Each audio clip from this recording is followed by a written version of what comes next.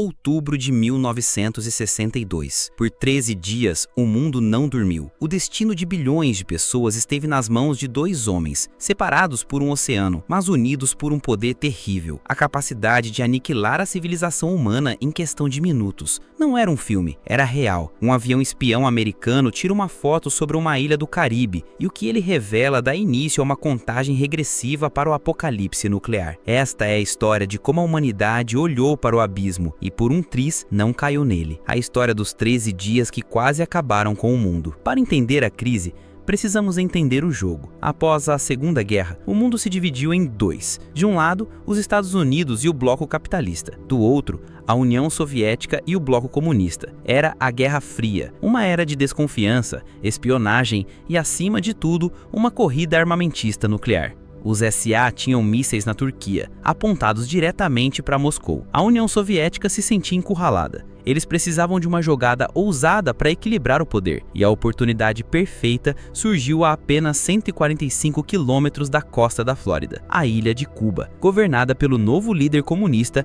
Fidel Castro. Em segredo absoluto, sob o codinome Operação Anadi, o líder soviético Nikita Khrushchev começou a enviar navios para Cuba, carregados com mísseis nucleares de médio e longo alcance, capazes de atingir Washington DC em menos de 15 minutos. Em 14 de outubro de 1962, um avião espião americano U-2, voando a mais de 20 mil metros de altitude, tirou as fotos que mudariam a história. As imagens eram inconfundíveis. Bases de lançamento de mísseis soviéticos estavam sendo construídas em solo cubano. Na manhã seguinte, o presidente John F. Kennedy foi informado: o jogo havia mudado. O inimigo não estava mais do outro lado do mundo.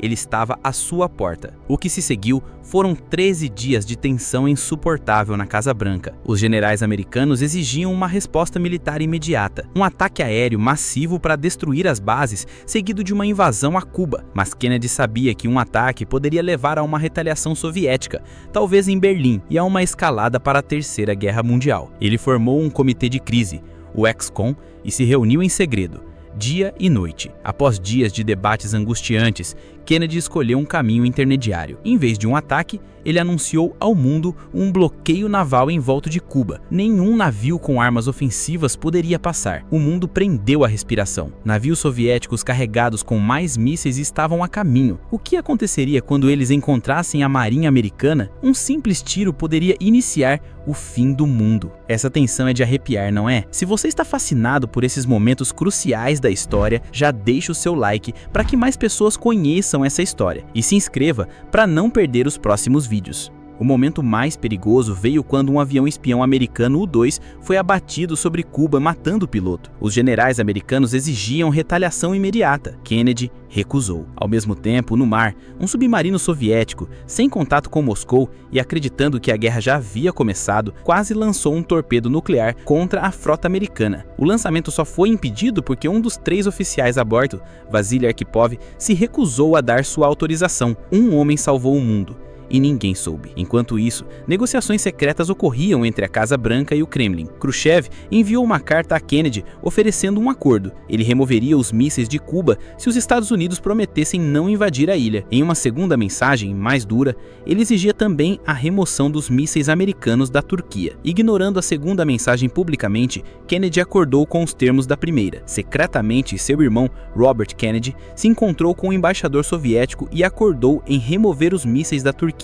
alguns meses depois, como um gesto de boa-fé. Em 28 de outubro, Khrushchev anunciou pelo rádio que os mísseis seriam retirados. A crise havia acabado. O mundo suspirou aliviado. A humanidade tinha sobrevivido. A crise dos mísseis de Cuba foi um choque para ambas as superpotências. Eles perceberam o quão perto chegaram da aniquilação mútua. Como resultado, uma linha direta de comunicação, o telefone vermelho, foi instalada entre Washington e Moscou para evitar futuros desentendimentos. A crise não acabou com a Guerra Fria, mas mudou a forma como ela era travada. A história da crise dos mísseis de Cuba é um lembrete assustador de como nosso mundo pode ser frágil e de como a diplomacia, mesmo sob a maior extrema pressão, pode ser a nossa única salvação. E você, na sua opinião, qual lado estava mais certo nessa crise? Os Estados Unidos por se sentirem ameaçados ou a União Soviética por tentar equilibrar o poder? Se você gostou de desvendar essa história de suspense comigo, não esquece de deixar o joinha e de se inscrever no canal. Obrigado por ter assistido até o final. Um forte abraço e até o próximo vídeo.